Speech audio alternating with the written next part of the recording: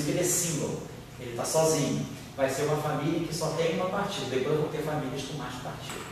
Mas tudo isso vai ser fundamental a gente trabalhar essa relação aqui em conexão com esse estado aqui. Esse operador aqui é crucial para a gente estudar a representação de partícula. Ele é o operador que mexe na energia.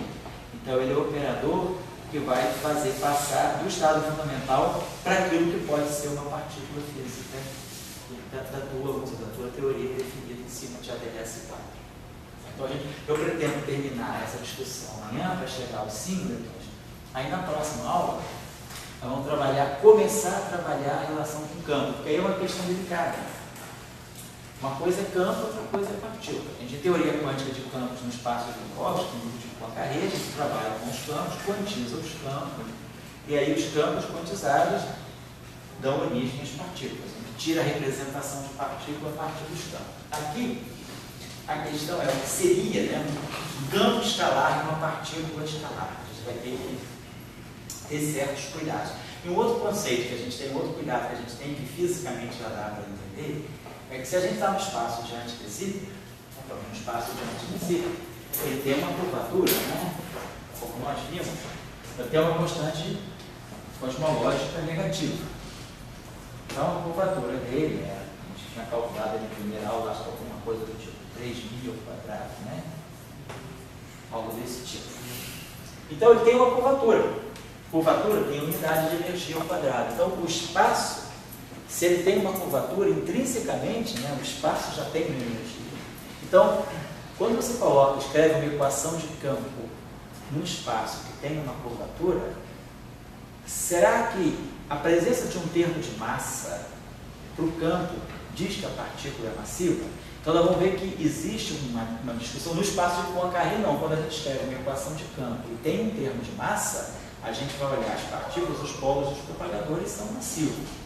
Mas no espaço de antidecímetro, eu posso ter um campo, ele pode ter uma equação tipo Klein-Born, da Lambertiano, mais N2, φ igual a zero. No entanto, a massa da partícula é nula. Por quê? Porque se o campo tem um termo de massa, a presença de uma curvatura constante pode anular, porque a curvatura constante ela é uma energia intrínseca ao espaço, que é a constante cosmológica. Então, eu tenho uma energia negativa, a constante cosmológica é negativa. Então, se eu tenho uma constante cosmológica negativa e eu coloco uma partícula massiva nesse estado, nesse espaço, pode ser que a energia negativa associada à constante cosmológica aniquile, cancele aquilo que seria a energia da partícula. Então, ter massa ou não ter massa é uma discussão delicada no espaço de antidecímetro também. Então, a gente vai discutir essa questão, porque para nós é interessante saber, por exemplo, o que é o elétron no espaço de antidecímetro, o que é o fóton, né? O que é um graviton, qualquer partícula no espaço de antidecímetro. Então, essa relação entre massa da partícula e constante cosmológica, ela não é muito trivial. E isso aí tem umas certas dificuldades na hora de fazer a análise do campo quântico, né? Quantizar o campo no espaço de antidecímetro ainda tem muitas questões internas.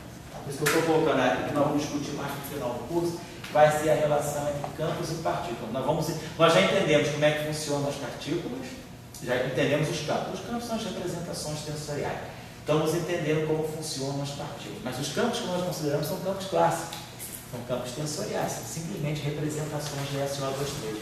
Quando você quantiza esse campo, eleva esse campo à categoria de operador, e operadores com relação de comutação não triviais ligados à causalidade, que aí eu tenho que colocar, né, intervalo de tempo, né, relação de microcausalidade, os campos comutam para intervalos de separação tipo espaço, aí eu estou introduzindo, né, quer dizer, a noção de campo quântico com a noção de cone de luz no espaço de antidecímetro. E aí isso aí pode dar conflito. Então, enquanto o campo é clássico, tudo bem, mas quando o campo é quantizado, pode ter problema. Então, a gente vai discutir um pouco isso aí, tá certo? Então, eu sou obrigado a parar aqui hoje. E aí, amanhã é 2 horas, porque a aula do Dória vai ser depois da minha. Tá? Então, amanhã a gente começa às 2, tá certo?